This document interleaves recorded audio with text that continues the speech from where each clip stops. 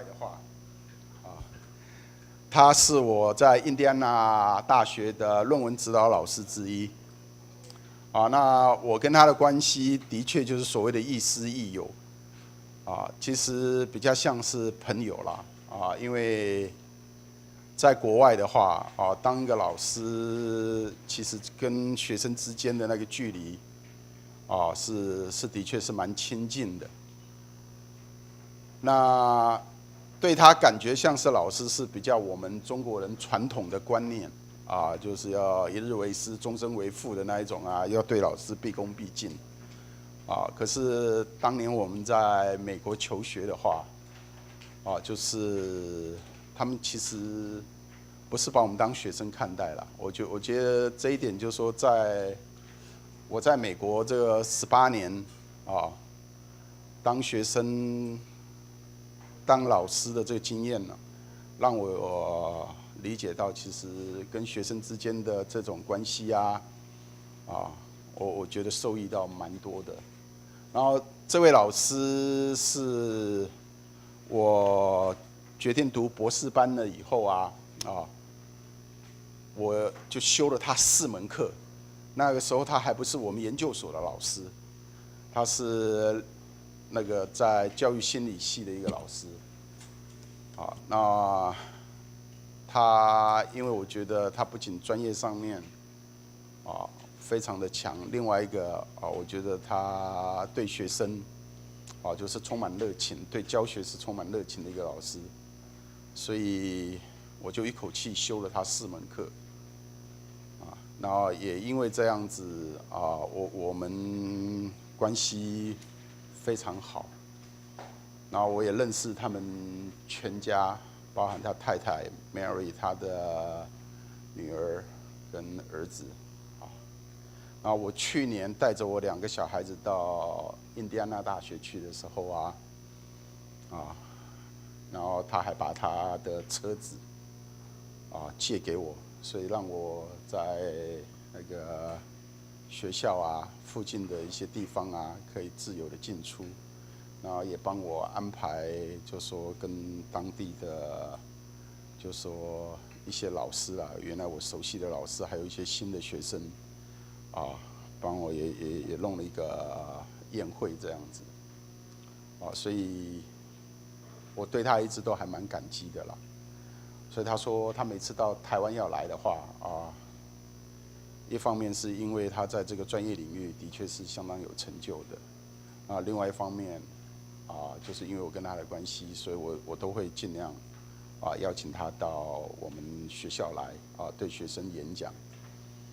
那各位等一下可以从他的演讲过程里面可以发觉到，他对于所谓的教育科技啦、数位学习啦，不仅是在专业上面是一个相当杰出的研究者之外，他本身也是实践者。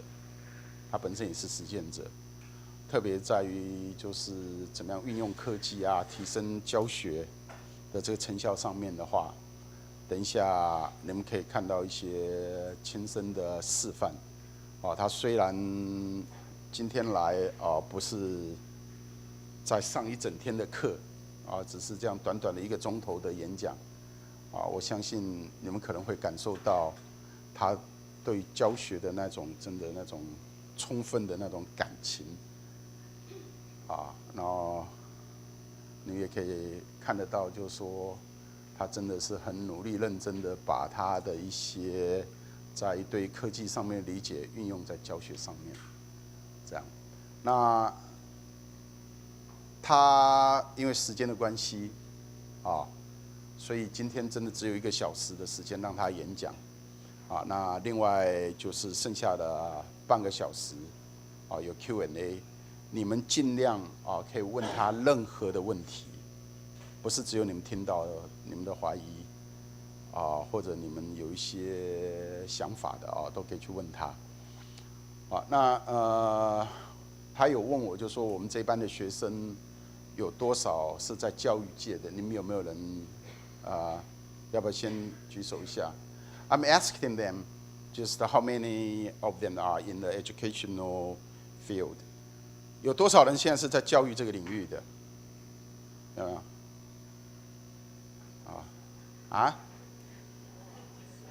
有？教小孩啊 ？Does it count just educate your own children？ OK， 他说算了 ，OK， 不过我也相信啊，其实对于小孩的教育我们才是真正的教育家，这样。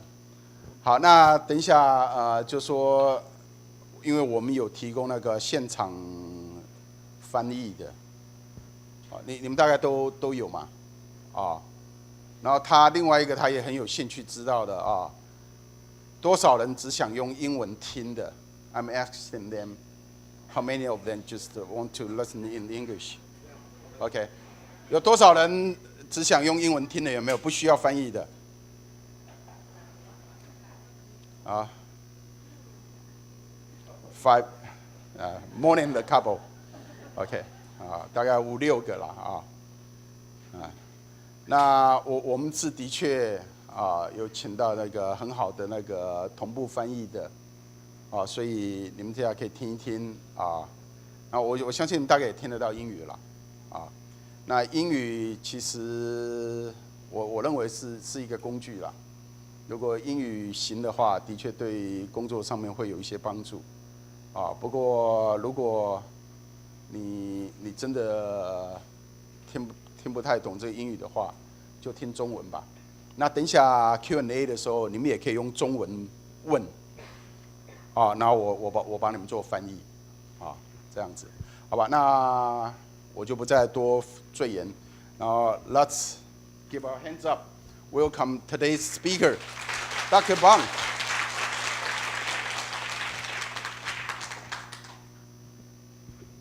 Thank you. Hello. Well, you all know English better than me. Okay. It's great to be back here. I was here 5 years ago, exactly 5 years ago. Today, I think, in fact. I was on sabbatical leave for the time. Sunday? Not on a Sunday, but it was the end of November. It's December 1st now. It's good to be back here. It's a wonderful room. I have brilliant translators in the back helping out. I want to thank the translation team, 2 great guys in the back room. Some of you may do translation as well. I don't know. Has anyone ever been a translator here? A couple of you. Okay, great. So this talk is on the future of learning and my visions about where we're headed and what's happening out there. There's a lot of change going on today, impacting all of you. When Dr. Wong was in my class 20 years ago, many of the things we're going to show today didn't exist, but many things did back then. Okay, my notes are all posted at my homepage, kurtbonk.com or trainingshare.com. You can download all 11 talks I'm doing here in Taiwan. This is number 9. We'll talk a bit about how jobs are changing in the workforce. We'll talk a bit about trends in learning, mega trends. We'll talk about my new book I'm working on, Education 2020. And we'll get into future trends as well. This will cover a wide gamut in the next hour. I will pause after 1 hour. I've got this timer set. Here we go. At 1 hour, I'll pause for questions. After we do some questions, I'll do a wrap-up. I have some things projecting in the future and so forth. Now, I was here 5 years ago, and I met Confucius. I went to a Confucius Center here in Taipei, as you can see. I talked to Confucius. He talked back to me. He said, people like books. Well, Dr. Wong and I agree today, people don't read books as much as they used to. Today, learning is more interactive, hopefully, more project-based, hopefully, more inquiry-based, hopefully. But we've had decades, centuries, millennia of teacher-centered instruction. We're now moving towards a different age of learning. I've got my new book. I'm working on, but it's a secret. Don't tell anybody, okay? You promise? It's a secret, right?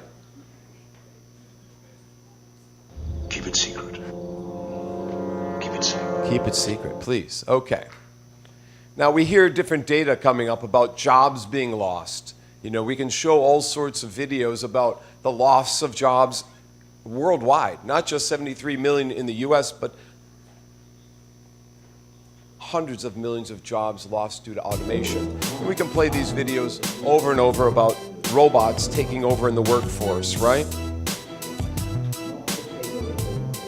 But we won't have to worry about that in here because you all realize that we're also going to have job growth due to robots. 58 million jobs will be created due to automation.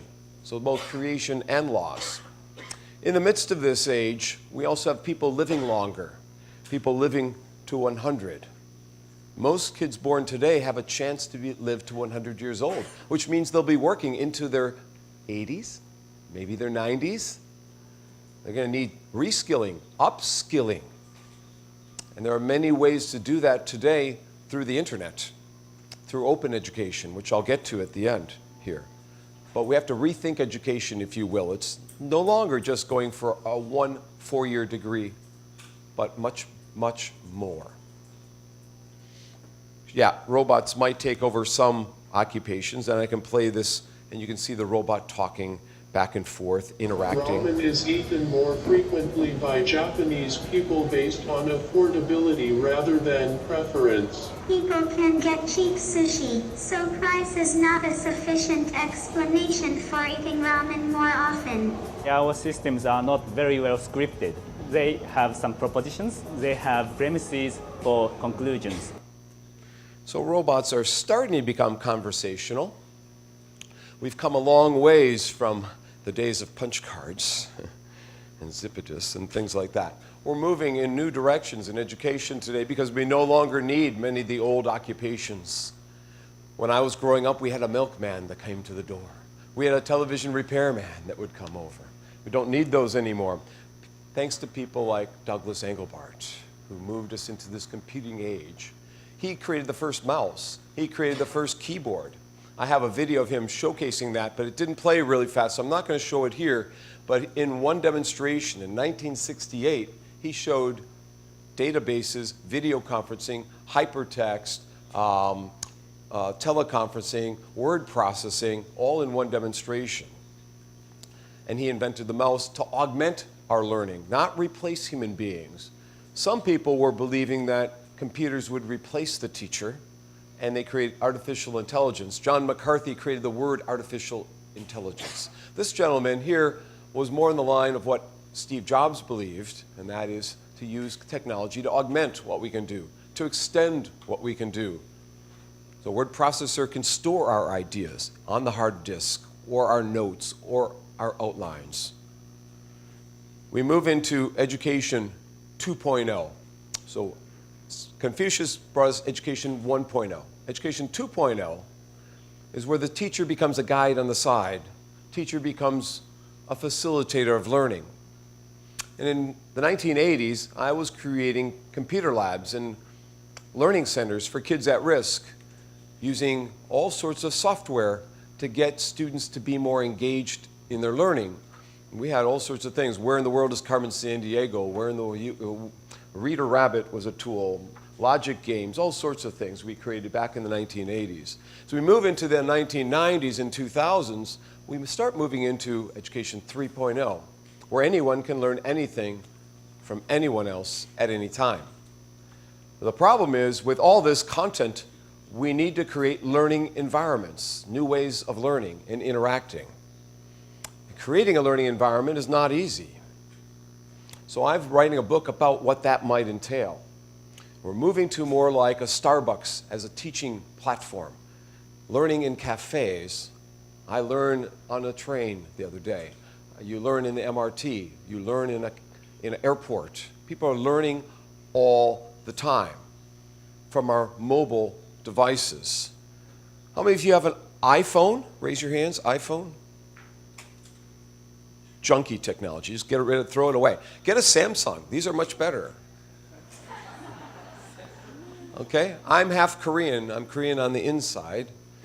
I'm a Caucasian on the outside. I have all Samsung products. Forget about Apple, junky stuff. No, I'm just kidding. But today our learning spaces are changing thanks to the mobile devices, our tablet computers, our smart watches. Anyone have a smartwatch? Anyone have a smartwatch? You have a smart? Can you see it? Can you see it? Can you take it off? Anyone want to show it? Yeah. Great. Okay, you can have. Okay, that's a good deal, Funkwe. I got a smartwatch from somebody. All right. Anyone else want to give me their smartwatch? I'll be selling them outside later. So, what do you use your smartwatch for? Tell us what you use it for. 同步一些数据，synchronized 还有 data。 Exactly. A lot of people use that for that. They sync up with their mobile devices, they check their schedules, things like that. Our environments for learning are increasingly smaller, our devices are increasingly smaller, right? Wrapped around us. We now are moving to this age where we have access to much data, much information, constantly getting new information coming at us. And students are doing projects.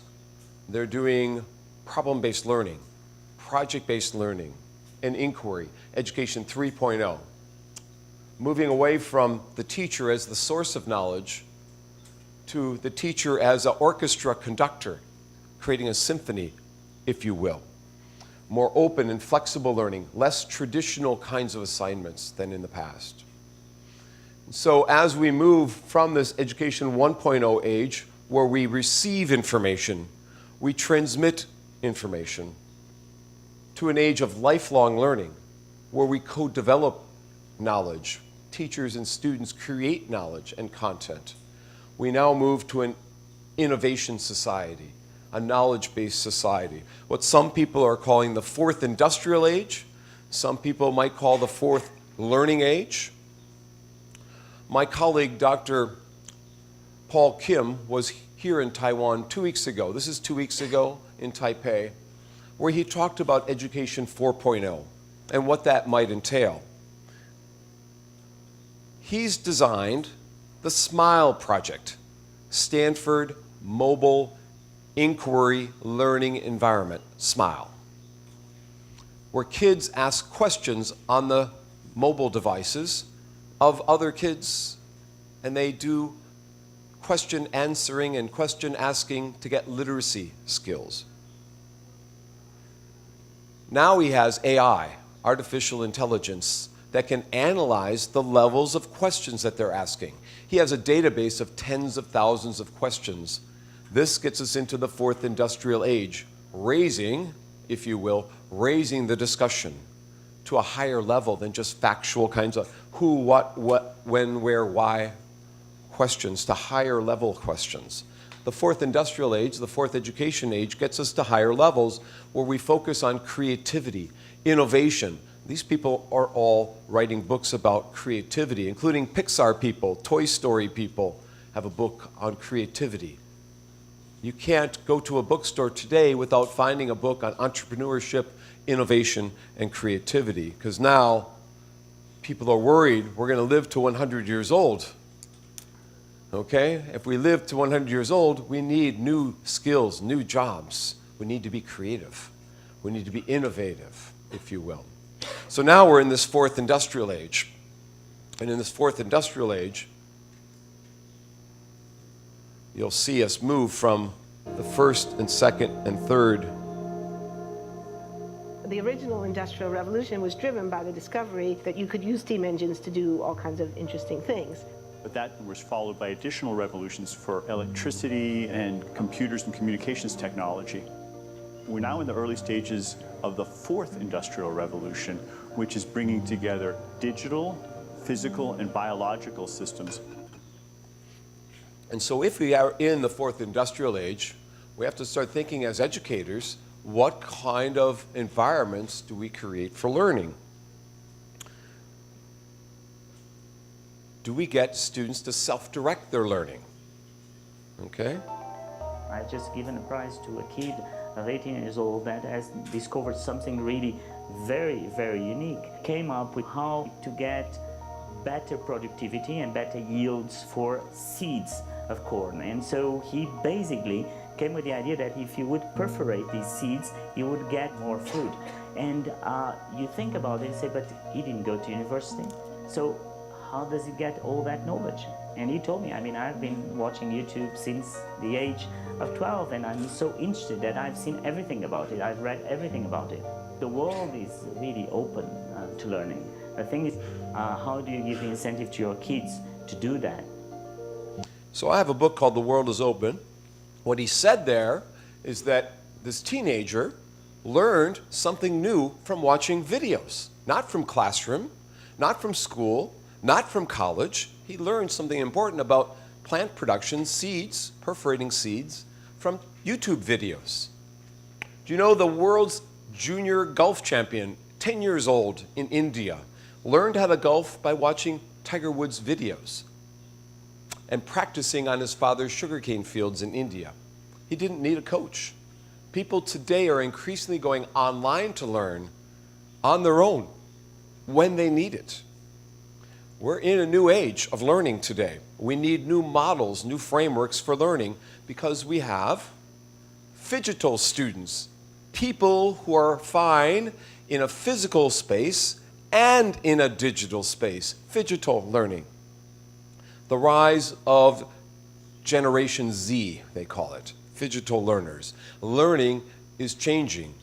In Dubai or in Indiana, learning's changing to be more social. Okay? We now are moving to age education 2020, what I'll call, where we have new roles of the instructor, 20 new roles of the instructor. The instructor might be a curator, like at a museum, finding the best content. Or like my hotel concierge, who sends me on different pathways. Or like an orchestra conductor, who creates a symphony in the classroom of all the learning resources. Or a consultant, or a counselor, all C words. You notice everything's a C word, like my name, Kurt. Okay? Many new roles of the instructor today. Teaching is complex. Teaching is exciting. Teaching is challenging because of these new roles today. We also need instructional designers, but the role of an instructional designer creating content is also becoming more complex. Creating e-learning content, managing projects, concerns about accessibility for people with special needs. It's very, very complex. This gentleman here is the most famous instructional designer in the world. He came to my class a few years ago, online. My students hated him, didn't like him at all. When they read his article, they critiqued his article. Then I brought him into my class face to face over the internet. They liked everything he had to say. They loved him. First they critique him, then we brought him in. He has the first principles of instruction. How to activate prior knowledge, demonstrate what you know, integrate all your learning, apply it, and do problems. That's called the first principles. So I've got the last principles. Somebody has first, I get the last. These learning principles are called the Learning Activation System Template, LAST, last. So you want to have flexible learning environments, letting students turn in their assignments over email or in a drop-a-box or come to my office. Make it convenient for people with young children. Have opportunities to be a colleague with your students. Have opportunities to be cheerful and optimistic and not so negative. Create a positive atmosphere with high expectations. I showcase prior student work. I make the bar go higher and higher and higher. I give them choice. Here are 10 assignments, pick any 4. Here are 2 cases, pick the one you want to do. Options and choice is very important. Giving students control over their learning, giving them a sense of autonomy and control and empowerment, empowering students into the learning environment. Not just giving them A's and making the course easy, but providing support so they can accomplish more than ever. Give them feedbacks. But you also need opportunities for what? Spontaneity. Trying something different, okay? You never know when you're going to win $1 million sitting in the front row. There you go. Okay, spontaneity. Okay? You never know when you're going to get some chocolates thrown at you. There you go. She missed it. That was for her. Let me try that again. Almost. Okay, spontaneity. I once taught a class in reverse, from the last unit back to the first unit. Okay? Sometimes we have to do some things in a different way, in a different light. Do I have anybody sleeping in the back row yet? Okay. No one's sleeping back here. She's taking notes. She needs some chocolates. There we go. Okay, great. Okay. And she smiled at me, so you got one too. There you go. All right. So spontaneity, trying something different, a little variety. Now, I brought a book with me called Adding Some Tech Variety. I'm going to give to one of you. Okay? So we'll set that up in a little bit. We also need to be organized. While it's spontaneous and creative, you need some organization skills. And we're moving to an age where we share what we're doing, not just keep it internal. We share with others using social media. We also now have opportunities to learn outside of a classroom setting, to take people to other environments, non-traditional kinds of learning with AR and VR and other opportunities. You also need passion and inspiration to get people excited to learn, excited about the content. It has to be authentic, relevant, and meaningful. So my students write books. My students write books together with students from Beijing Normal and from Finland and from Peru and other places around the world. We do projects with international projects, cross-cultural projects, and so forth. We also need opportunities to make a failure and then revise it and improve it. Not just have a one-off assignment you turn in and you get feedback A, B, C, D, F, but you have a chance to make it better. We also have opportunities to extend beyond textbooks, to have ebooks, to have podcasts, to have webcasts. This is being recorded. Where's the camera in here recording me? Do you know where the camera is? Should be back. I don't see. Is there a camera back here somewhere? I don't see the above my head. Up there? No. Right there? That's a camera. That's a microphone. Okay. That's a microphone. Oh, there's one. There's a camera. Okay, everybody wave. Everyone, on the count of three, everyone wave at the people we're going to watch next week. Okay. We have expanded resources. We can film things, record things, play them again later, right? We can have audio, video, animation, simulation, augmented reality, all sorts of ways to expand the classroom, thanks to this gentleman who changed my life. I took television classes to qualify for graduate school. He created the courses. He created the Open University in the UK. He was also at Wisconsin, where I went to graduate school. His name is Charles Wedemeyer. This gentleman's name is Charles as well, Charles Vest. He's from MIT president. He said, let's make all the courses at MIT free, online, open courseware. Charles and Charles, not Sir Charles, not Prince Charles, but two other Charles. They changed the world. They make the world open to learn. He wrote about blended learning in the 1960s. He wrote about satellite television in the 1950s. We've come a long ways. This gentleman worked with him. He was my teacher when I took television courses and correspondence courses. And then when I got to graduate school, he hired me to create a new class on critical thinking. He just passed away recently. He's been my mentor for 30 years. But he taught me about the power of learning through new technologies, non-traditional learning, like correspondence and television and e-learning and blended learning, and now MOOCs. We'll talk about MOOCs in a little bit. We're moving from an age of just stuff on the web, 1994. 7 years later, MIT said, let's make everything free. 7 years later, the first MOOC was offered, and 7 years later, MIT said, let's make it personalized. Every 7 years, something new is happening, in effect. We're evolving, in effect. Now, my book, The World is Open, came out in 2009. If you look carefully, it spells we all learn. We all learn. 10 trends. 10 trends like e-books and e-learning and mobile learning. All these things are happening simultaneously. It's available in Chinese and in English.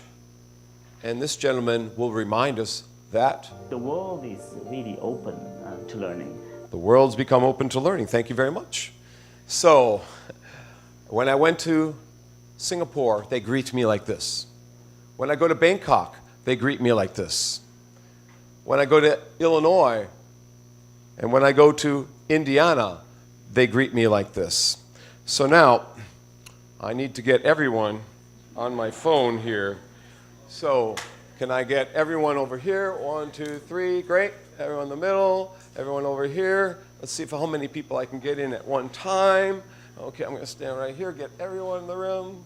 Great, great, thank you very much. You'll be in my next talk. All right. So the world has become open for all of us to learn. It's an exciting age and day in which all of us can learn from anyone around the world. We're connected through social media. I have a WeChat on my phone. None of you are my friends in WeChat yet. I have Kakao Talk for Korea. I do not have Line. I need Line. I have a Facebook. I have LinkedIn. I have Twitter. I have all these social media that connect me to my friends, my colleagues all around the world. We now have possibilities to apprentice people around the world, to coach them, mentor them. Okay? Look, this isn't a Romulan labor camp. I don't have to answer your questions. And I don't give a damn what you think. That's Q asking questions of the commander. Good instructors ask questions. They don't give answers. They apprentice through question asking, constantly asking questions and pushing and nudging and giving feedbacks. The 19th principle is the principle of purpose and vision. We need a purpose for what we're doing, a goal. Humans are goal-driven creatures. I'm missing number 20. If you've got an idea for number 20, you can tell me after my talk, and I'll give you credit in my book. A wizard is never late, Frodo Baggins. Nor is he early. He arrives precisely when he means to. Teachers arrive when you need them. Those are the 20 last principles of instruction, LAST. Meaningful learning, choice and options, sharing, positive, being optimistic, organized, all these things combined together to create learning environments. So that's Education 2020. Now we're going to talk about how learning is changing. You all have this in front of you. You have a handout, okay? I want you to write one word on here of how learning is changing. One word. You could say learning is more fun. Learning is more what? Learning is more active. Learning is more engaging. Learning is more personalized. Learning is more interactive. Learning is more experiential. Write one word down. None of those words are in my list of 30. You're going to get the answer key at the end. If you find one of the 30 words, write it down, you will win a book. Write down a word. Learning is more what? Write one word down. Learning is more what? Maybe write a couple words down if you want to win a book. Okay? Learning is more what?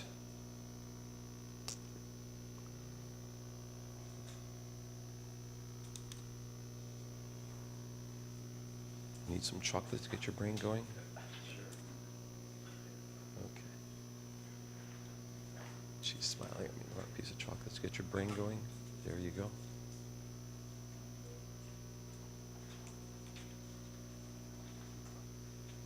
Everyone's got an answer? Ginger? There you go, Ginger. Grab another one, Ginger. Okay. All right. Anyone else, raise your hand if you need some chocolate. Yeah, the gentleman in the back needs some chocolate. I can see that. He's falling asleep and falling off his chair. All right, there you go. Anyone else? Okay, yeah, thought so, okay. Great, okay, all right. Now, let's take a look at this changing world that we're in. And by the way, before we go any further, I've got a book for my good colleague and friend and former student and for Dr. Wong, so thank you for inviting me.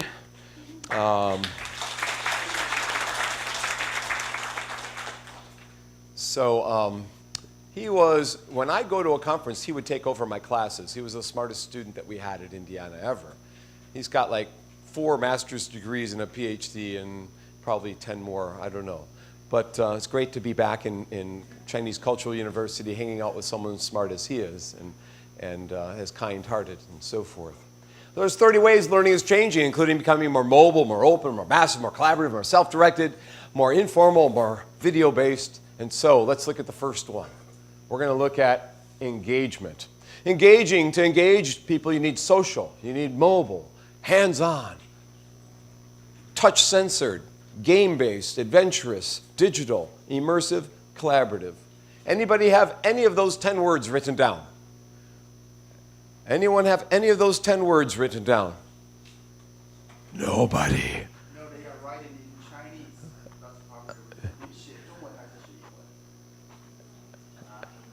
Anyone have any of those words? Who's got the word? You've got the word. What word does she have? Tell me. What's the word? What word? Social. There you go.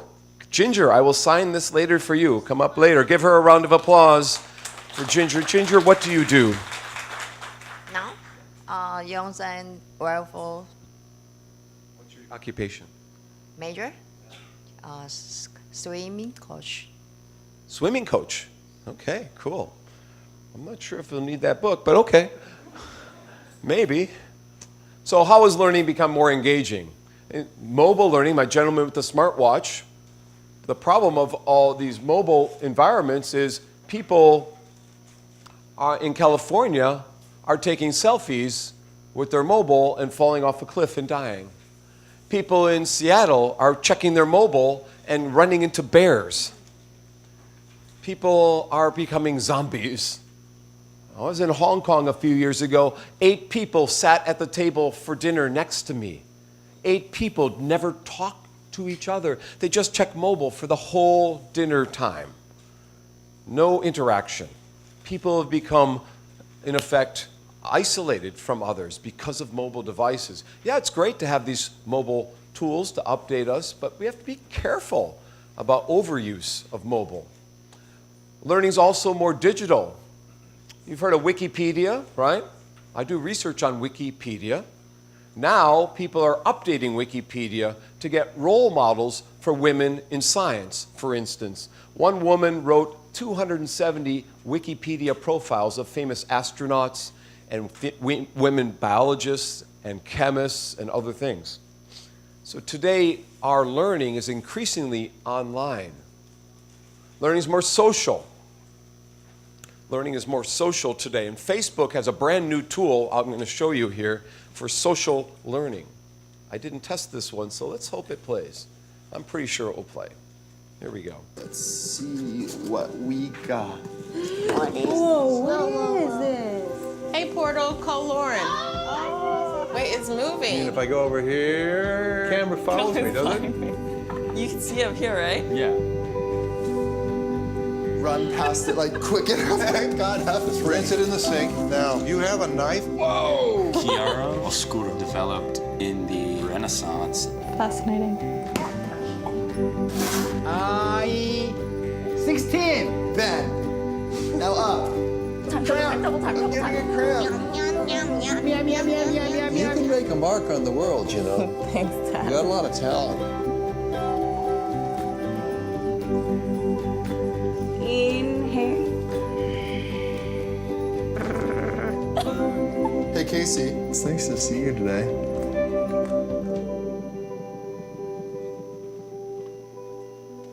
social tools. Learning is a social activity.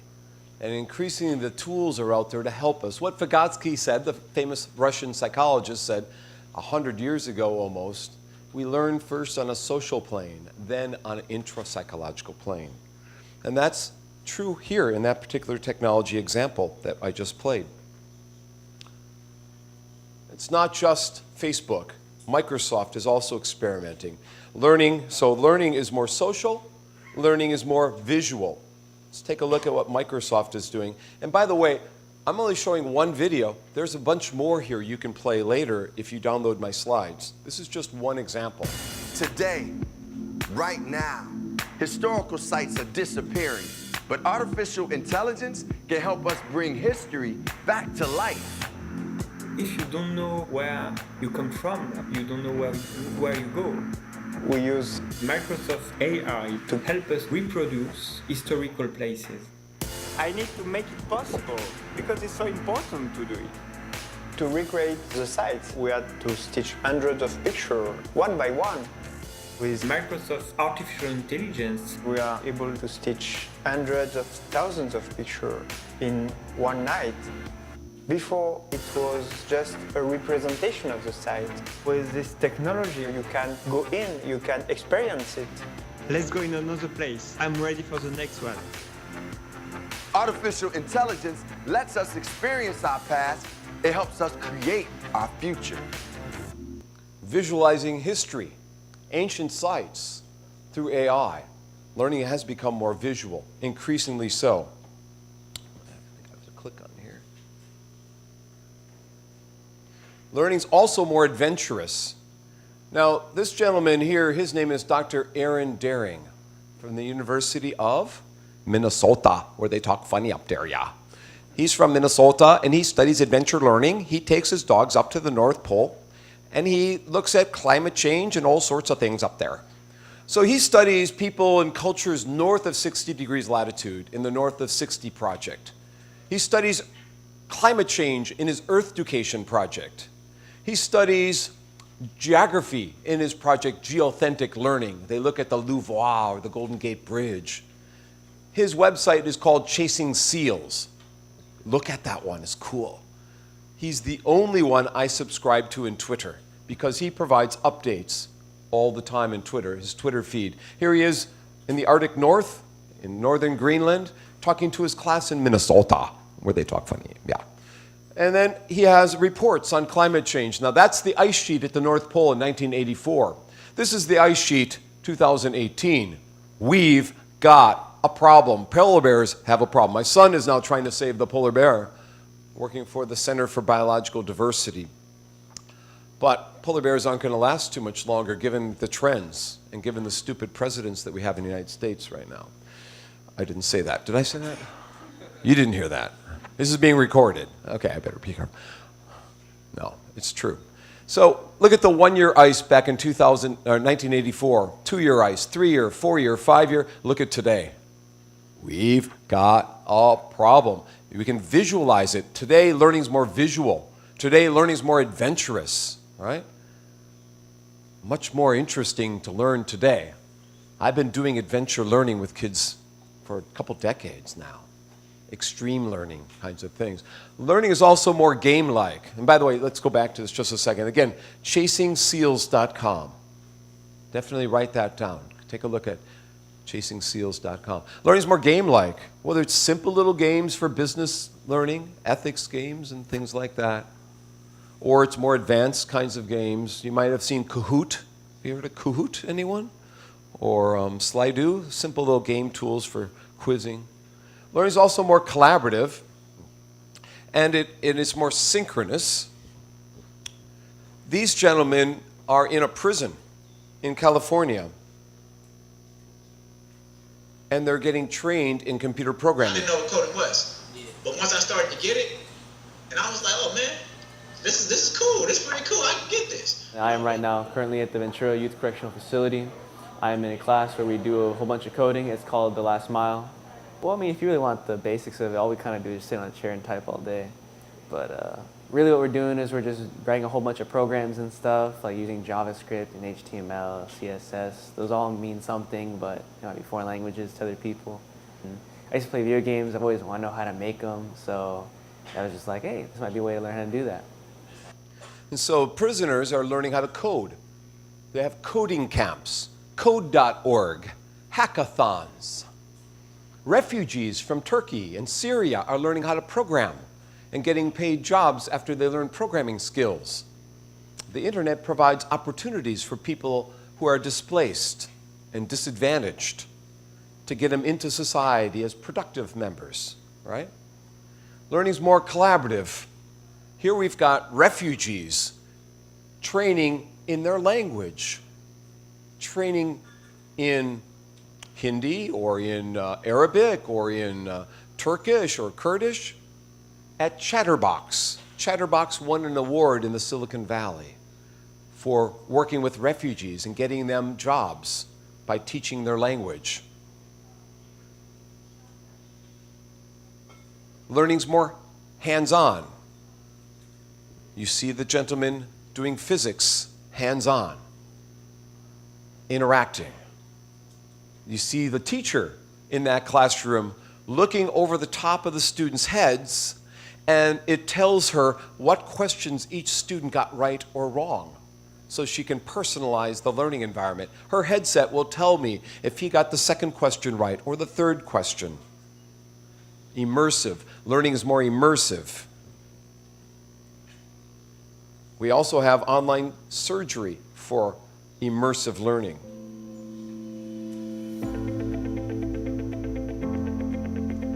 There's no words here, so the translators can catch up. I will give them a breather. They're doing a great job. Thank you, my translation team.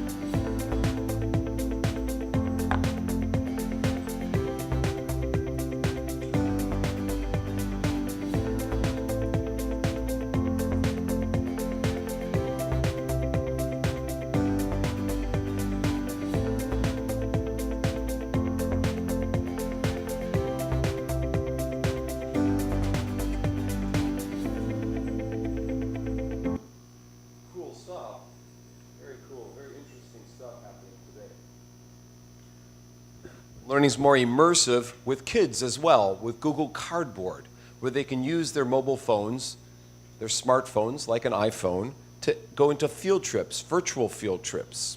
Here's an example.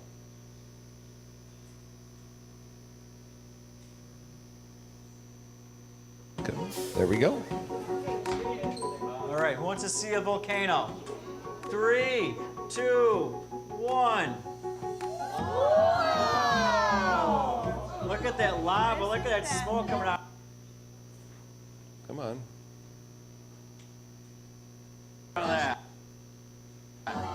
Pretend you're an airplane and... So it's loading a little slow. Let's try this again. Look at that smoke coming out of that. Pretend you're an airplane and fly over the tornado. That's the top of... Come on. I didn't load this one enough. And fly over the tornado. That's the top of it. What do you see? It's either asteroid, meteorite. Come on. We're learning about DNA. You get a sense of it. I'll stop that one there. It's for some reason it's not loading as fast. But learning has become more immersive, whether you're talking about medical training, or we're talking about schools, or we're talking about business, or wherever. The second set of 10 is about access.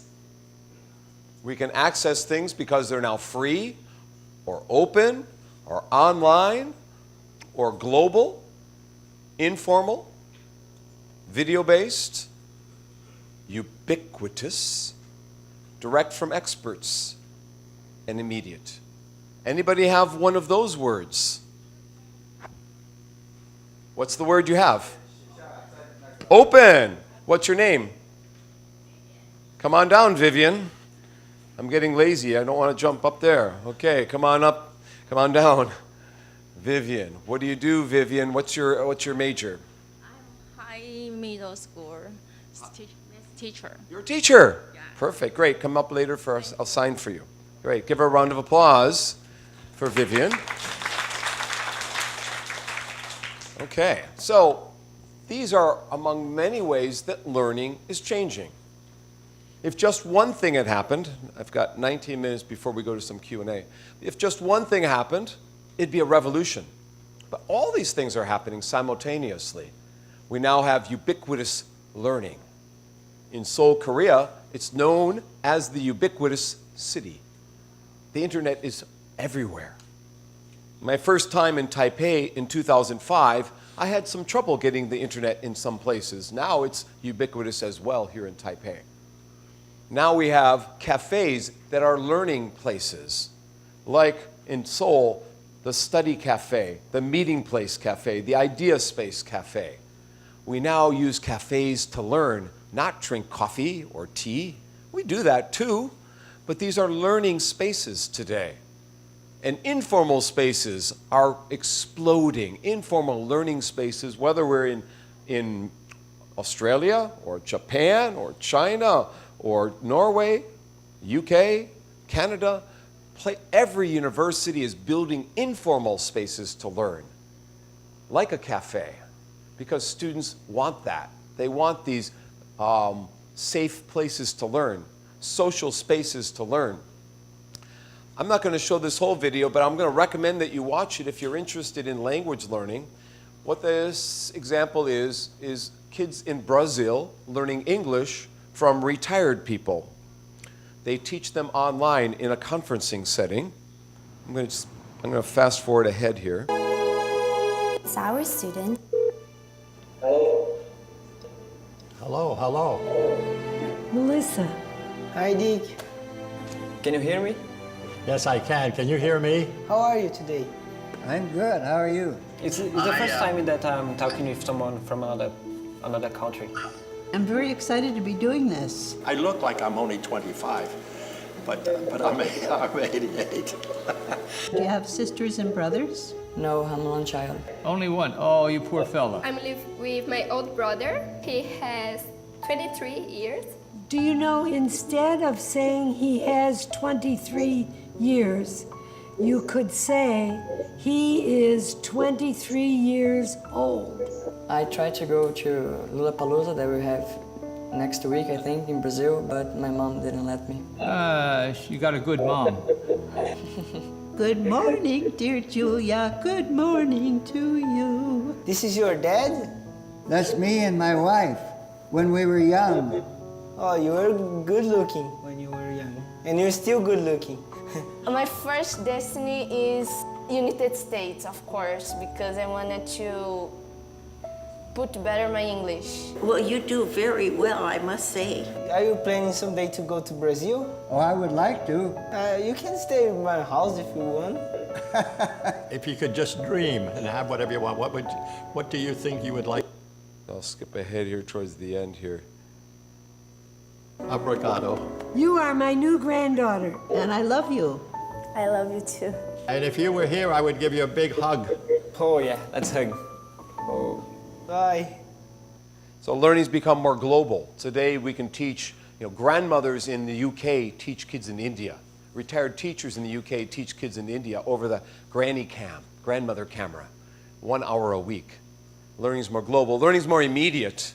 Some dinosaurs are discovered. We don't have to wait 3 years to get into a textbook. And there are dinosaurs discovered every week, whether it's the longest neck dinosaur, the heaviest dinosaur, the most massive dinosaur, or the dinosaur that looks like Ghostbusters movie, Zool. We'll see if we can get Zool to play here. There we go. Come on. He doesn't want to play now.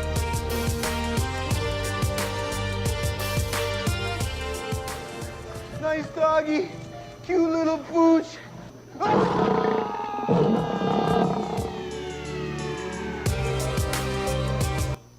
They named the dinosaur after a movie. Anyhow, Every week there is a new dinosaur. The titanosaur cannot fit in the Smithsonian. Its head sticks out of one room, tail sticks out of another. It's so big. They have a dinosaur that can't fit in a basketball stadium called the Savannosaurus. I've been following this for the last few years, every dinosaur discovery. They have ancient sharks with a snake head and 300 teeth was just discovered. Cassiopeia jellyfish rests upside down in black sand and pulses, rhythmically contracting and relaxing its spell. At night, the jellies pulse less frequently, a clue that they're sleeping. This is the first brainless animal that sleeps. This is the first, repeat that. This is the first brainless animal that sleeps. They don't know about Donald Trump. He's a brainless animal that sleeps too. Okay. Smeagol. In Lord of the Rings, there's a guy named Smeagol. There's now a spider named Smeagol.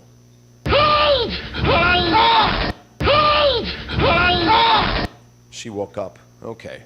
Looks like she needs some chocolates over there. Who else woke up? You're smiling over here. Yeah, okay. I saw you jump. I saw her jump. There you go. Okay. Learning is more immediate. Again, in the past, we waited 3 years to get into the books. Today, a new discovery in science is made. The website goes live. The article comes out. The interview of the scientist is available in video.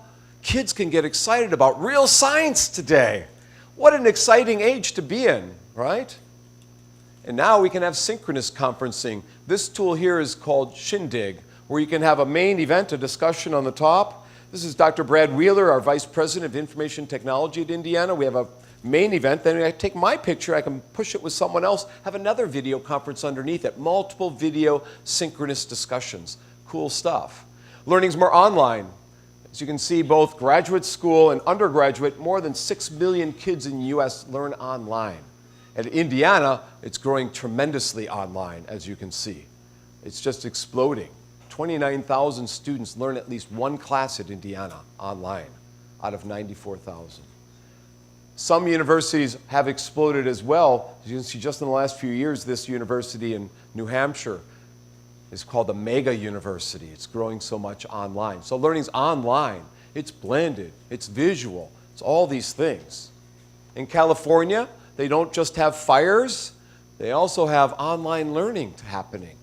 The governor there, his last month as governor, he was governor in 1977, before you were born. He's governor again, 2018. He may run for president at 80 years old. I'm hopeful. He's a smart guy. He's learned a lot. Anything's better. But he's created, his last act as governor is to create an online community college. An online community college for a 2-year college, right? We also have a new website from Google called Talk to Books. Talk to Books. They've entered in tens of thousands of books where you can then go to this website, books.google.com, Talk to Books. Any question you have, any question, type it in and it'll give you an answer with the book citation. This will only increase. In effect, this is an intelligent website, it's a searchable website for any question you happen to have. We also have online free books called open textbooks. Rice University has a project called OpenStax because students are no longer buying the books. They're no longer taking as many classes because the books cost too much money, too expensive. And so now hundreds of countries are using OpenStax textbooks. Thousands of schools outside the US are using free books. These introductory books in biology, chemistry, algebra, psychology are all being put up online.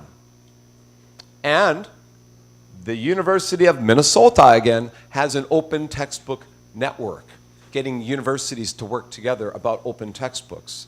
At Indiana, we have a digital book project, as you can see.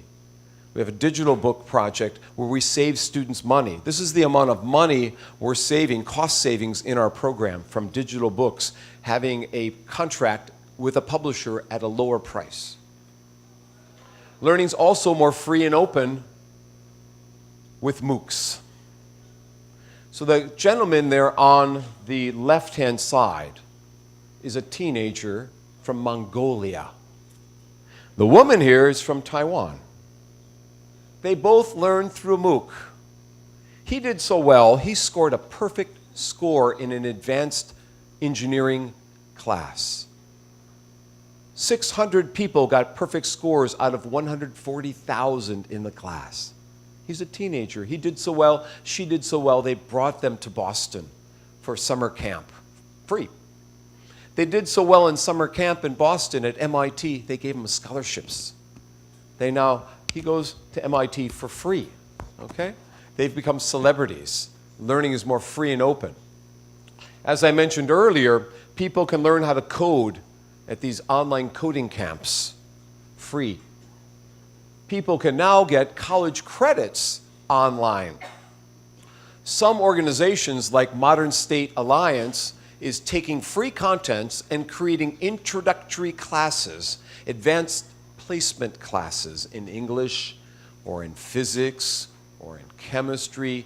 You can take these advanced placement courses and get some credit for them. So college becomes cheaper, if you will. Also, English training. This woman from VIP Kid is getting people to teach English to Chinese students. And they're making money teaching English to China. Experts. Learning is on demand from experts. Teach me now. Teach me something. There are experts at Teach Me Now to teach you how to play guitar, or teach you how to program a computer, teach you learning analytics. Teach Me Now. MOOCs, like this MOOC instructor, there are over 10,000 MOOCs. I'm studying this for my research now. For 10,000 MOOCs. Professors who teach free classes online. So the third mega trend we have is about customization. Learning is more personalized. Learning is more massive, self-directed, blended, flipped, competency-based, on-demand, communal, modifiable, and modular. Does anyone have any of those words or something close to it? Might be harder ones. You have self-driven, good. I don't have any books left, but I have $1 million to give you. Anyone else have? And we should probably give you some chocolate too so you can stay awake for the rest of this talk. Anyone else have a word close to it? Yeah, what word do you have?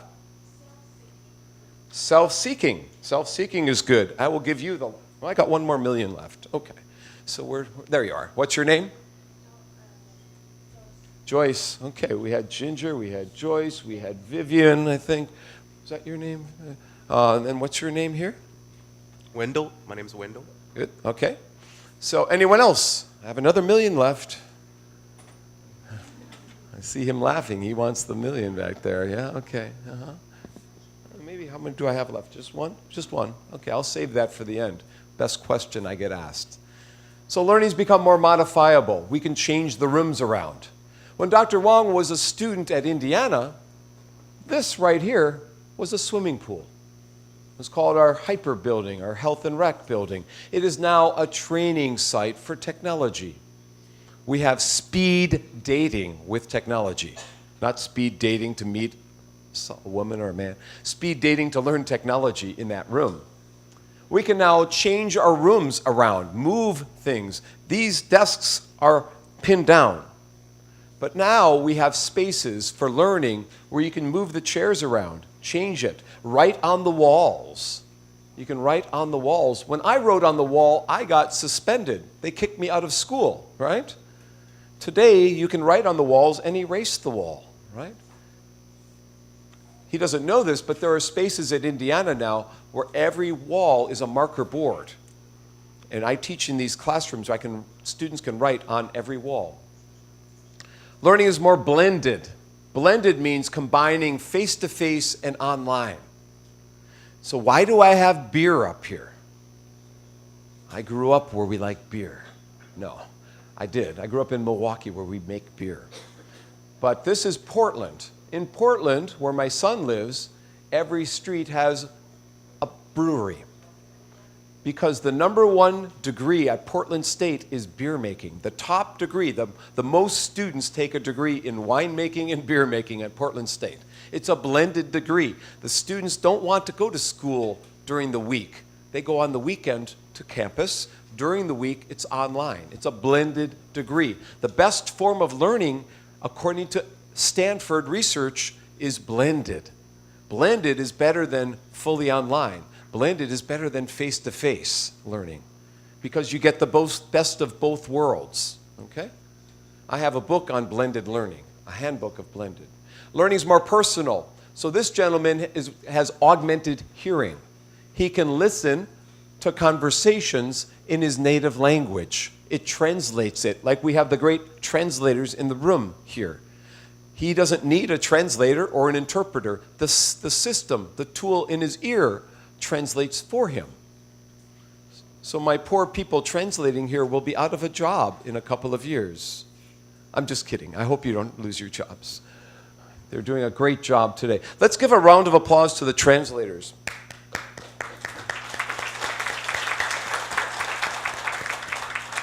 Before I forget, they're doing a wonderful job. Thank you very much. Now, learning is also more personalized from AI. This video is in Chinese, so our translators may get a break because I think all the language here you'll hear in Chinese.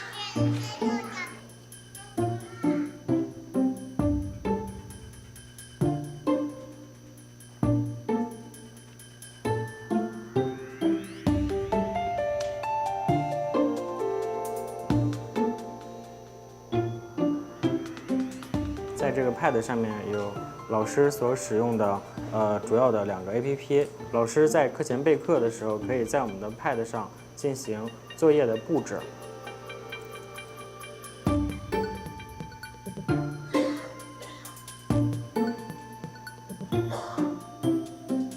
我们这里直接可以看到崔福念同学这道题的一个作答情况，看到他这道题目是做错的，并且我们可以对一些题目直接看到它整个我们系统批改是到达步骤级别的。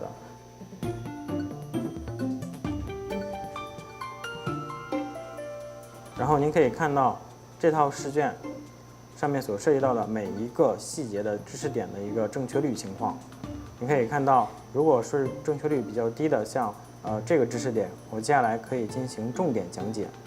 使用我们的自动批改系统呢，就可以使得老师从繁重的批改作业任务中解脱出来，进而有更多的时间去关心每一个学生。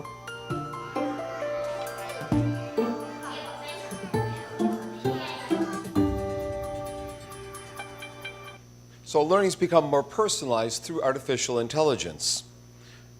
Also, tutoring systems to help you get prepped for a test. In the US, we have a SAT, or the GRE, or the TOEFL, things like that, intelligent tutors. We also have systems that will grade papers. The University of Michigan has a tool called GradeScope that grades students' papers instead of the instructor grading things. We also have PDA devices talking to your computer to order things, to get information, as this Alexa, example. accept the call. Hey, Mom. Just ask to watch Amazon Video, YouTube, movie trailers, and more. Alexa, play number 3. Okay. Since this is a night sky, it's... Alexa, reorder diapers. Your last order was Pampers 160 count. Would you like me to reorder it? Yes. This is Drop-In, an easy way to be together. So tools for getting access to information. These students in college here now have PDAs next to them, personal digital assistants. When I come back here in 5 years, this room will be filled with PDAs. Every classroom will have PDAs. Some classrooms will have robots in them as partners, as collaborative team members, if you will. I have 2 of these devices at home. It's called Google Home, that I talk to all the time. I ask them questions and I get answers, basic factual kinds of things from your personal digital assistants. And now we have TAs, teaching assistants in some universities that are bots, that are technology, cyber. So in Georgia Tech, the students could not tell the difference between the bot TA and the human TA. In fact, they thought the bot TA, the computer, was better than the human TA. Okay? And so we'll increasingly see teaching assistants be technology based, especially in computer science and engineering kinds of classes that have a lot of basic, objective knowledge. Translation tools. Google Translate does pretty well with Spanish and Japanese and Portuguese and Russian, but not so well with Chinese. So my students today write their papers in Chinese, and then they translate it with Google Translate, and it doesn't work so well. They turn in the paper, and I can tell that they've just used Google Translate because it uses words I've never heard of before. And they read like this: but the second language acquisition is a steady process. If you take a cure to do, that is chronic diseases and even healthcare, unlike acute disease, once the recipe to treatment, the consequence will soon be reflected. That makes no sense at all. So be very careful translating your content from Chinese to English, please. I've got many Chinese students now who do this to me all the time. All the time. I have to sit down with them and counsel them. Please look up what the words mean in English, please. So I'm going to show one or two more things, then I've got more. I'm going to pause for questions, okay? Let me show this one because it's the one that gets everyone interested. This is called Google Duplex. And this is the kind of technology coming our way to make learning, so this is learning on demand, just in time.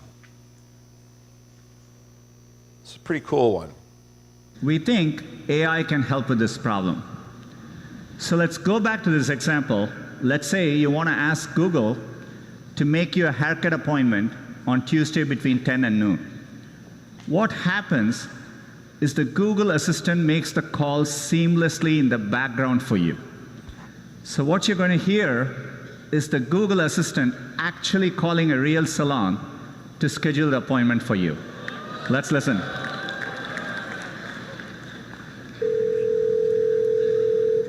So how can I help you? Hi, I'm calling to book a women's haircut for a client. I'm looking for something on May 3rd. Sure, give me 1 second. Sure, what time are you looking for around? At 12 p.m. We do not have a 12 p.m. available. The closest we have to that is a 1:15. Do you have anything between 10 a.m. and 12 p.m.? Depending on what service she would like. What service is she looking for? Just a woman's haircut for now. Okay, we have a 10 o'clock. 10 a.m. is fine. Okay, what's her first name? The first name is Lisa. Okay, perfect. So I will see Lisa at 10 o'clock on May 3rd. Okay, great. Thanks. Great. Have a great day. Bye.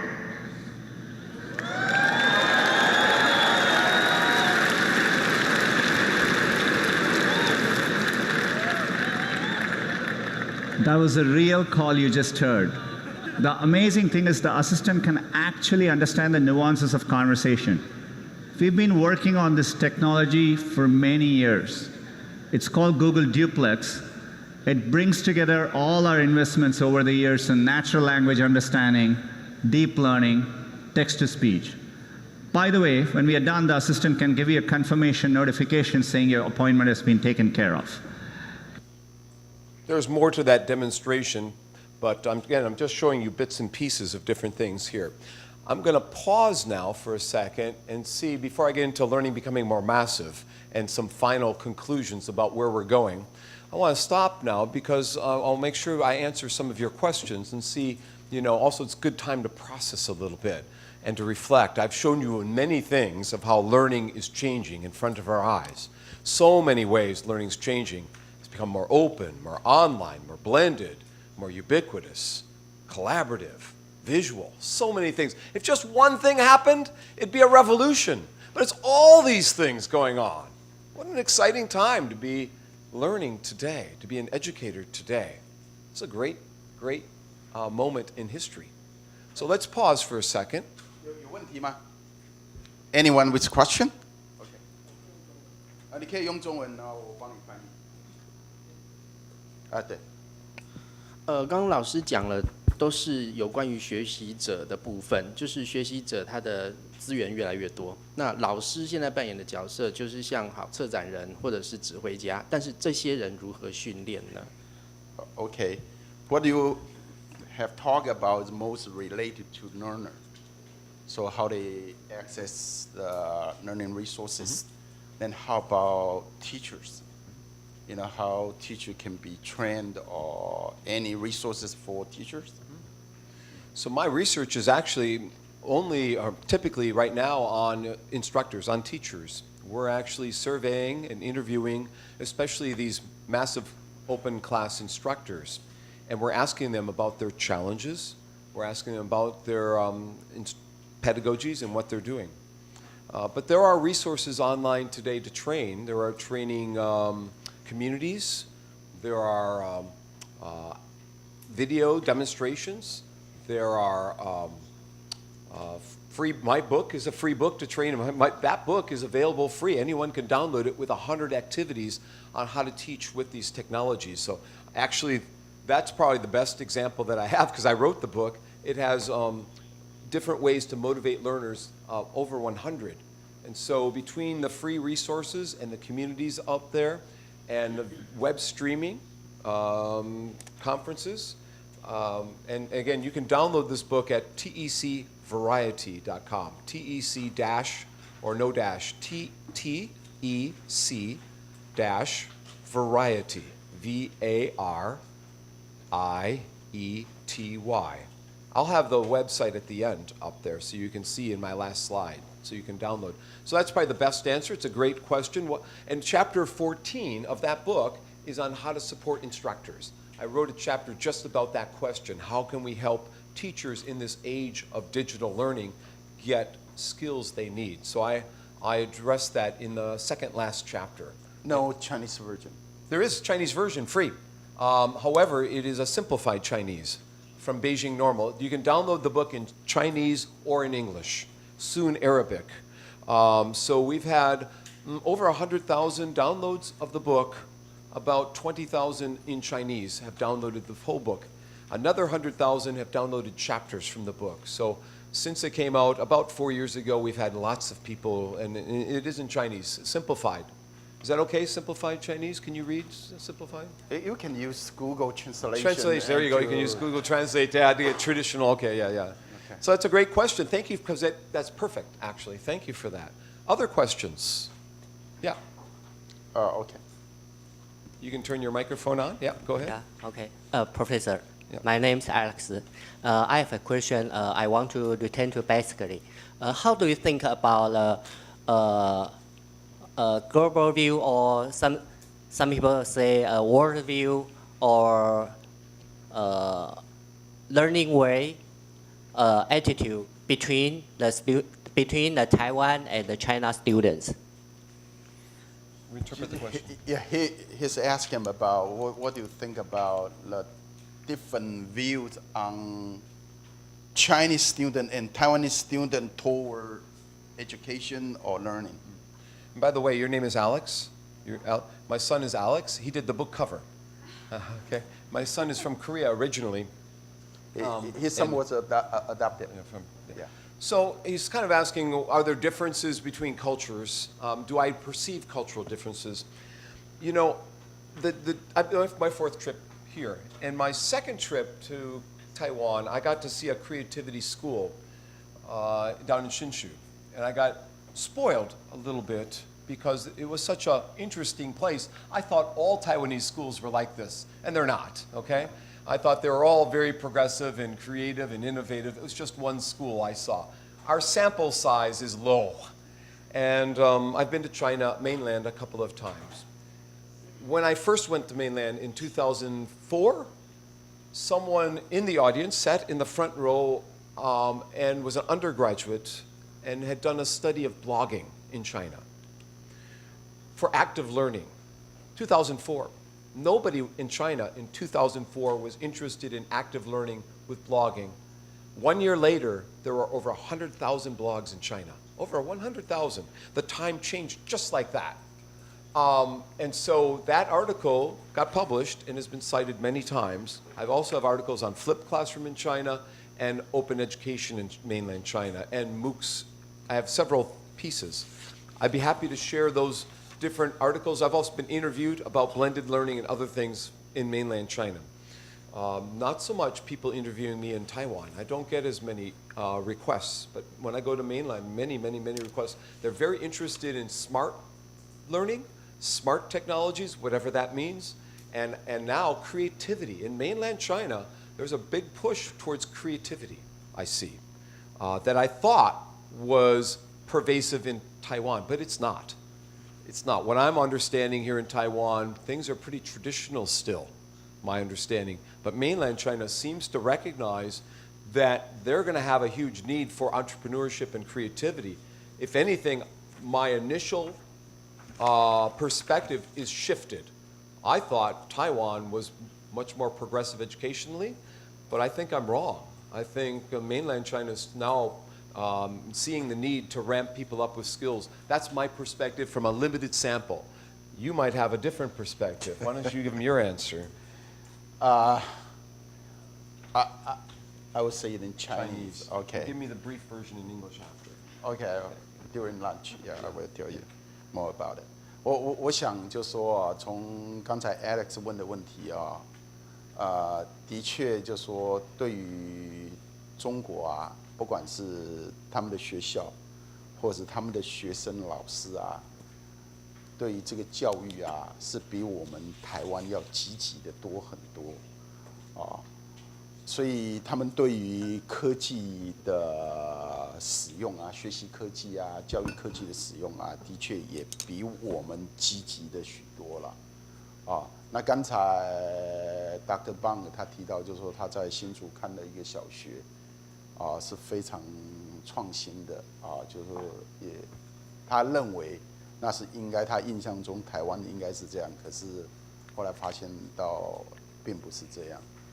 啊，那当然，中国我认为是很大的，啊，然后也是因为它地方大，它学生多，所以他们必须要更借由这个科技的力量，让他们的学习啊或教育啊更普及化，啊更有成效，啊，那台湾的话啊，我是觉得比较好的一点，就是说跟中国也是类似，啊，就是教育的确对很多家庭来讲。是让小孩子啊以后变得比较有成就的一个最直接的途径，所以大部分的父母或家庭是很重视小孩子的教育，除非是在那些偏乡啦，啊比较弱势的地方，啊，那这一点的话，我是认为反而台湾啊政府应该多积极一点的，就是我们讲那些数位落差啦、教育落差的地方。可是在中国的话，他们对于这种啊数位落差啦，啊偏远的这种啊这些小孩子的教育，其实他们是投注了很大的心力在这一方面。那在于都会的这种家庭啊、学校啦，对小孩子教育啊是更积极的，是的确没有错。可是我想看看 Alex， 你有没有想问的是，还有学生的态度有没有啊？ Alex was also asking about the students' attitude toward just what they learned. Did you see any difference between like a Chinese student and Taiwanese student? No. No. 他认为这方面反而呢 because in stereotypical, impression, just usually Chinese students are more aggressive than Taiwanese students. I have education majors, so that are not most education majors are not that aggressive. I mean, I can reflect, and I have mostly coming. We have English professors visit me from China, from mainland. These English professors, so I don't have engineering or law or business. I don't. They might be more. So, I don't see that. Other questions? Okay. Any other questions? Oh, okay. Yeah, Ginger. Okay. Thank you, Professor. My name is Ginger. There's two questions I would like to ask your opinion. The first one, what's your thought about the current education in Taiwan?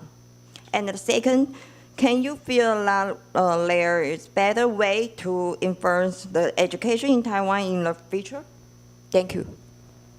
Love.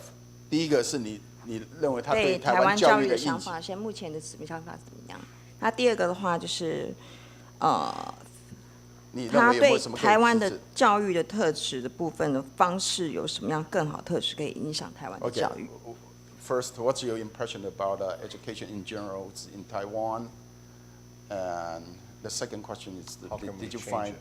yeah, any improvements or any suggestions for improvements? At the school level or university level? 你是讲是学校一般的这种中小学教育，还是高等教育？Or in general, including like university and schools. Again, I've been giving 11 talks in 9 places, mostly universities, over the past couple of weeks. So my sample, again, is mainly universities and a lot of language places that I've been at. I haven't visited schools. I haven't been in a school this time. So just based I'm on gonna the impression on the university. Well,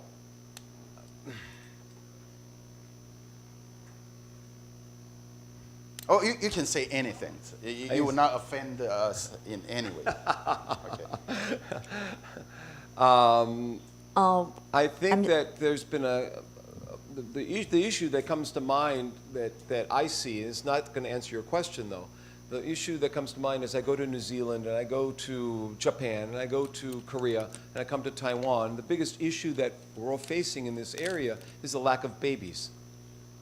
And universities are being constrained by the lack of young people, lack of the population issue is most striking, first of all. Just like in U.S., you can ask me about politics, the most important issue is climate. There are many other issues. So when you ask about education, first of all, there's been a cutback in funding. And so people have to rethink what education is, given less funds coming in. They have to downsize the number of universities, and people are concerned about their future jobs as educators. That's one thing that's definitely on the table today. The second thing that's on the table today, wherever I go, and including Taiwan, is how to take advantage of the contents that we have available today that are free and open that we didn't have before. And I see this question, I understand that textbooks cost similarly have gone up in price, just like in US. So that's a similar issue that we have. And it's one that's evolving, how to address that and how to take advantage of the free and open content. Another issue, of course, that I touched on there was how to get classrooms to be more active and engaging. When the tradition in Taiwan and mainland China and Korea and in Japan is a traditional didactic form of learning and teaching to the student, teaching at the student, when in fact we want them to be more engaged in the process. You see some change, but I don't think it's happening what I understand, I don't think the change is happening fast enough here, to be honest, from what I see. I think there's a lot of fast hesitance enough compared to what I see, and I go to New Zealand, much more active project-based kinds of learning, and in Australia, much more active in project-based forms of learning. Even in higher ed? In higher ed, compared to what I see here. I personally, but I have a low sample size, so, but I think people pay homage to the notion of active learning, but I don't see them embracing it as much as what they can or doing as much as what they can because of government expectations and testing and exams and all sorts of things. But you might want to answer that question. Yeah, my impression is similar. Okay. 大概他讲的就是说，其实台湾或者在他去过像这些比较东方的国家，像韩国啊、中国啦可能从教学的观点，我们还是比较偏向于传统式的，就是老师这样单向的教学生。可是现在全世界比较拥抱的是这种比较偏向于就是说比较那种互动的啦，学生会比较主动的啦，然后就课堂的教学上面比较偏向于就是说要学生去动手做的这种 project based 的或者是这种 inquiry based 的那台湾还是就是老师会什么就教你们什么，学生就是听什么的这样的意思然后其实在做作业的时候也是就是那种方式都是老师会的传给学生这样子而已那他期待的是比较看得到的是说，应该是学生主导的比较多了。然后在这一方面的话，他认为台湾的速度啊还是比较慢一点的。那我自己个人也是这样认为的啦。那像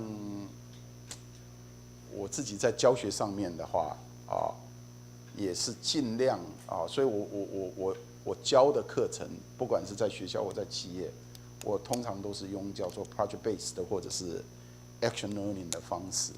特别在企业，我是用 action learning 的方式了。就学生自己一定要带着自己工作上面实际的问题然后他们要去反思他们自己提出来的这个解决方案，然后我给的分数就是根据他们做出来的结果，而不是考试为主的这样子。那他刚才其实有提到另外一个，就是在现在台湾的学校受到一个蛮大的限制就是因为在台湾这个人口就少子化的这个问题，的确对教育产生相当大的冲击了。然后再加上教育经费的不足，所以在整个台湾对于未来这个朝着这种比较这种互动科技为主的这种教育的环境其实他大概的想法也是一样，就是说可能这方面进步的还是不够快了，这样那这大概就是他的建议。Okay. Any more questions? Yeah, in the back. 我想问一下因为老师提到的有关的都是比较正规性的教育，可是现在大家也知道，所谓的媒体泛滥，很多东西都网络上什么都找得到。那想知道老师对一些所谓的伪知识的看法？伪知对伪假的嘛？对，像例如说 Trump 他就相信说那个二氧化碳的暖化是假的。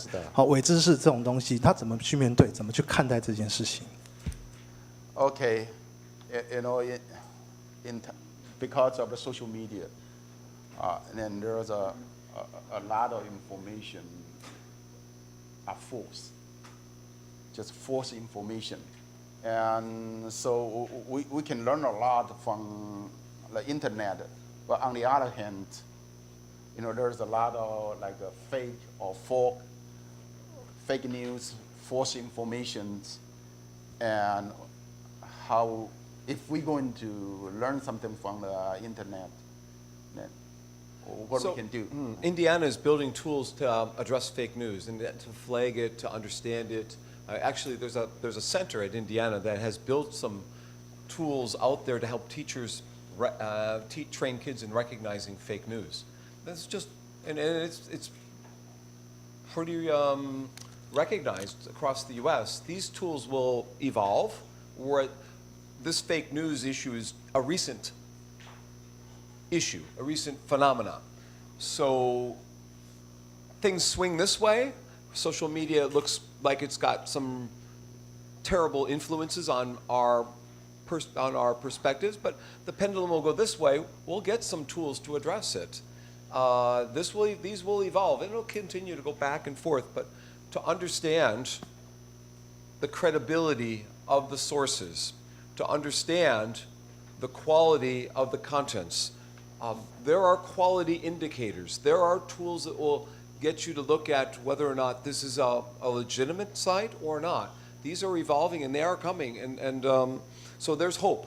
There's hope.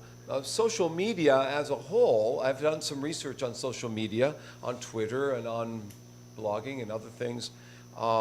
As a whole, students do become more engaged in the learning process when when the instructor utilizes social media. Students get more engaged. So there are some benefits from social media. There are some negative aspects that we see prominent in our politics today, but also in students being lazy and just expecting anything they get off the internet to be accurate. But there are critical thinking skills that can be taught. There are tools that can be embedded. There are training programs that are being designed today. This is an important issue, but it is being addressed. There are people out there also concerned about this, just like you. Many people are. Many teachers are. Many educators are. So what you're asking is an important question, but it's not like there's no response. Educators definitely are concerned and are creating the tools. Indiana is one of the, where I am, is one of the places that is building those tools. 我觉得你问的问题是非常好的问题啊。其实这个不仅是在台湾发生了，在全世界都发生。他也讲到，就是在美国也发生。光是在他这个印第安纳州他们针对教育的这部分的话，他们现在有蛮多的回应啊。譬如来讲，就是说帮助老师啦，建构更多的这个工具，可以让老师可以去真正去筛选。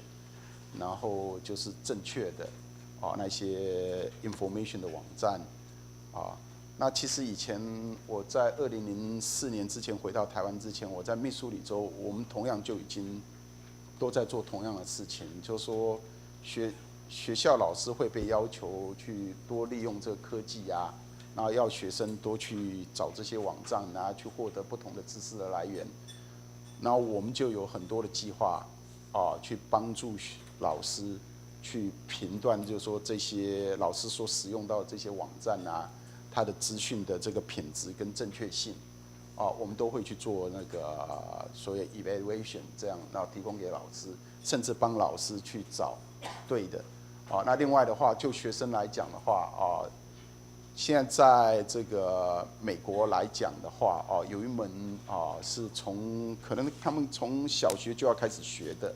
叫做 critical thinking， 就是说他们自己要懂得如何去判断这个资讯的来源跟资讯的那个对，他这个讲的就是说 May 17. 对。Tool, the Indiana University Observatory and Social Media has launched upgrades for 2 new tools. Hoaxie and Batometer are supported by a foundation. Here's the funding. Here's an example of what the tools, here's an image of what they're looking at in terms of Twitter feeds and so forth. Anyhow, you can read this article that explains the search engines that they're building to get kids to understand. There's the professor at Indiana who's building these.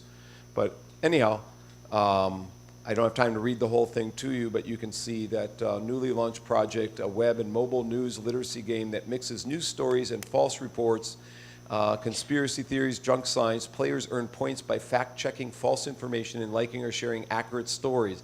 So they've created a game to understand what's accurate news and not accurate. So that's one example of what we can do for training. Make it an interactive game to teach about fake news and clickbait headlines and other kinds of things. So that's just one. If I click back here, you can see this whole, there's a website that Indiana has called OSOMe, tools for social media, to understand social media and that kind of thing. So there's a number of things that IU is building to address this kind of issue. So I should go back to the wrap-up, I think, Feng Hui. Oh, sure. OK. 我觉得这是非常好的问题，他也讲的这是一个非常重要的问题。那我们台湾政府应该也有在这样子，从教育上面就帮助学生或老师去判断正确的网站、正确的讯息，应该是要这样子做的啦。那我是觉得这个台湾在教育上面的话，可能更需要有这一方面的，就是说。教学生如何懂得自己去判断什么是正确的什么是符合比较这种他自己价值观的这些 information 的来源这样。好，那 So you asked the first question. So you get your $1 million. There you go. Okay, thank you for asking the first question. I do. So learning is more massive, big. Massive open online courses or MOOCs. You can see the numbers, the growth. Never stop learning. When I was growing up, no one ever said never stop learning. The companies never stop learning. We're learning all the time. Now we learn from...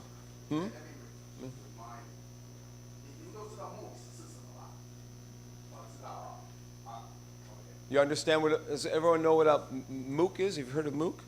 MOOC. Big classes, 40,000 students in a class, 100,000 students in a class on all sorts of topics. More than 800 universities offer MOOCs now. And in China, mainland China, there's nearly 10 million learners. Get cozy with a class. Love your classes. Whether it's a class on photography or a class on business or a class on programming. People even have wedding announcements today. This is someone's wedding announcement. They talk about a MOOC that they took from Harvard when they announced their wedding. This is getting really weird, really strange. This gentleman, I interviewed him last summer. He took 500 MOOCs. 500, it says 250. He took over 500. He got robbed. Someone took a gun and stole his computer. His friends gave them their computers so he could finish his MOOCs. Interesting guy. His friends, he's got 3 friends who all took more than 100 MOOCs. Has anyone taken a MOOC in here? Anyone taken a MOOC? Nobody. You should try it out. My colleagues, Dr. Mimi Lee, Dr. Tom Reeves, Dr. Tom Reynolds, and I have a book on MOOCs, 2 actual books on MOOCs and open education around the world. We're now working on a 3rd book on the developing world or emerging economies. My friend Paul Kim was here in Taiwan 2 weeks ago. He has a chapter in our book about how learners support each other, how learners translate the content to lower bandwidth or translate or make it available in lower bandwidth or translate to other languages, creating an ecology of learning. My friend Dr. Chuck, Dr. Severance from Michigan, teaches 3 MOOCs, one on the history of the internet, one on programming, Python programming, and one for teachers on how to teach programming. I did the commencement talk for his students last year. As you can see, I'm the commencement speaker for his MOOC.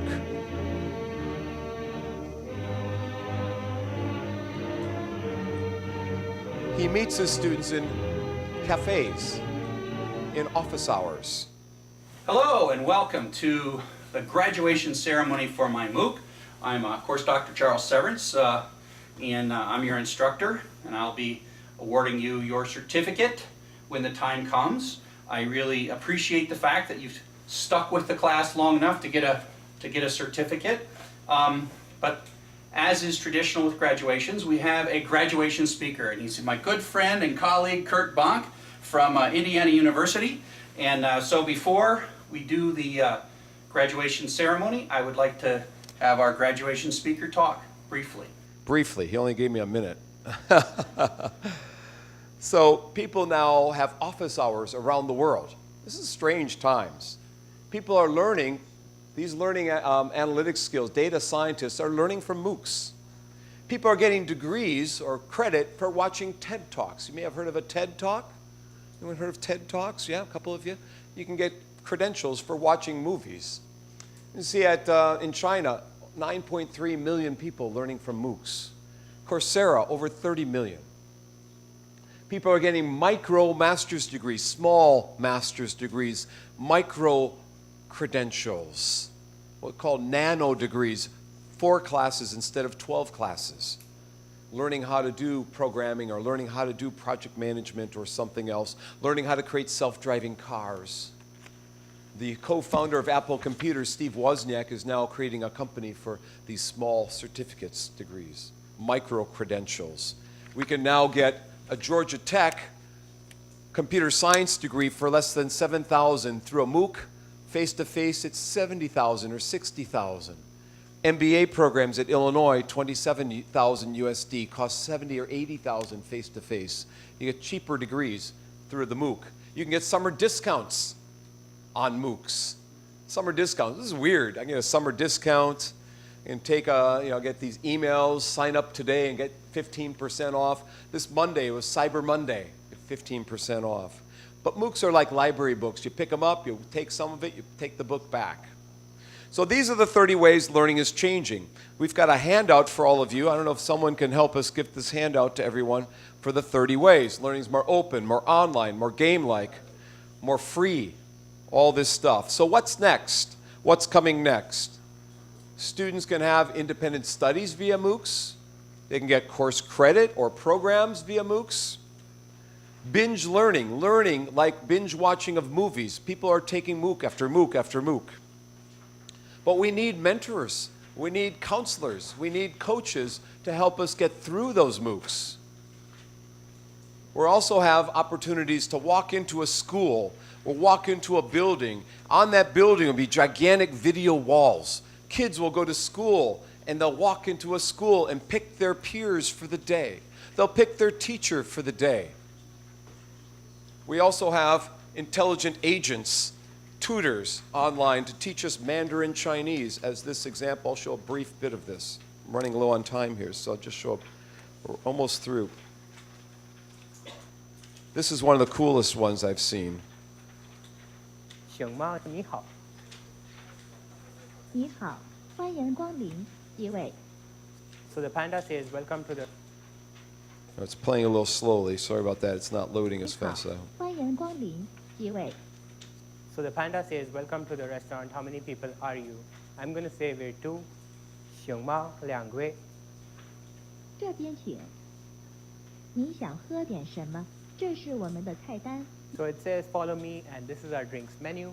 And what would you like to drink? So I'm going to order for coffee. 熊猫，我要咖啡。记下来了。好的。 I'll end that one there. It goes longer, but you can see intelligent agents teaching the language on walls. You walk into a room, you'll have answers all around you. I mean, this, in 5 years, I'll come here, you'll have these things on the wall, I'm sure. We'll have Einstein on our desk and a personal digital assistant. We'll have computer robots as our partners. We'll have cafes as our classrooms. And teachers will be engineers, designers. I'll skip this one, and I'll skip the last one. So does all this give you a headache? Hopefully not. We're at a jumping off point, and I've got a minute and 12 seconds left before class ends. If you all could stand with me, everybody stand up. We're at a jumping off point, and I need you all to jump with me. I'm going to have all the ladies, all the women in the room to jump with me on the count of 3, okay? All the ladies. 1, 2, 3, jump. I said ladies, Alex. Okay. All the men. 1, 2, 3, jump. All the men. Everyone together. 1, 2, 3, jump. And really, really, really high. 1, 2, 3, jump. Okay. Have a seat. We're at a jumping off point. As you can see, I was in Shenzhen, China a couple of years ago.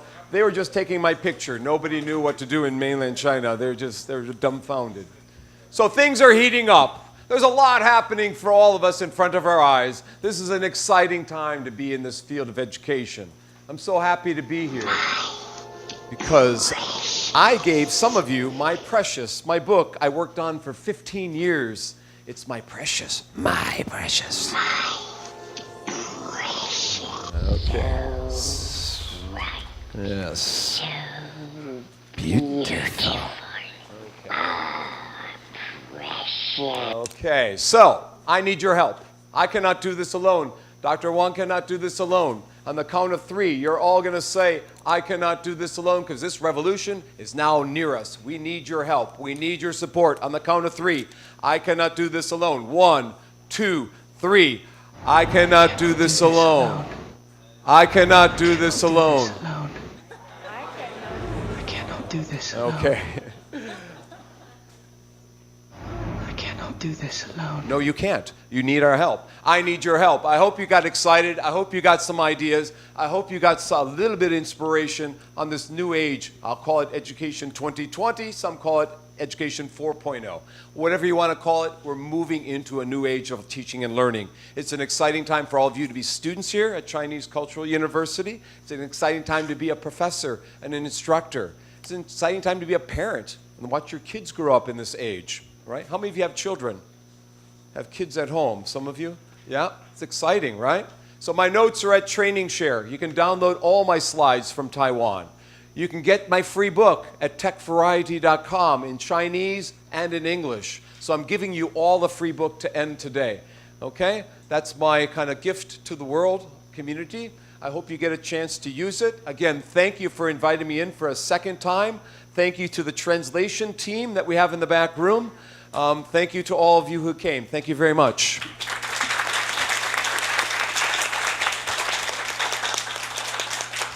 好，谢谢各位今天的参与哦。应该各位可以感受到，即使这样短短的1个半小时，这个所谓的大师就是真的大师，不管是他在呈现的内容，或者他在自己亲身的示范上面，他的确不是只是一个理论的学者他真的很有热忱的把他自己的一些理念啦、想法啦、精华啦，全部都付诸在他的实践上面。那我们最后再一次以最热烈的掌声，再谢谢我们今天的演讲者 Dr. Bonk。那一些有拿到书的或什么的话要找他签名现在就是时候。好，谢谢各位那我们下个礼拜，下个礼拜有演讲吧？有。有。我们接下来的演讲我都已经安排好了。然后我会在那个我们的那个 iCan 上面post 这些演讲者这样子，好不好？好，那就期待下个礼拜大家相见的。好，祝福你们有一个愉快的周末，谢谢。哦。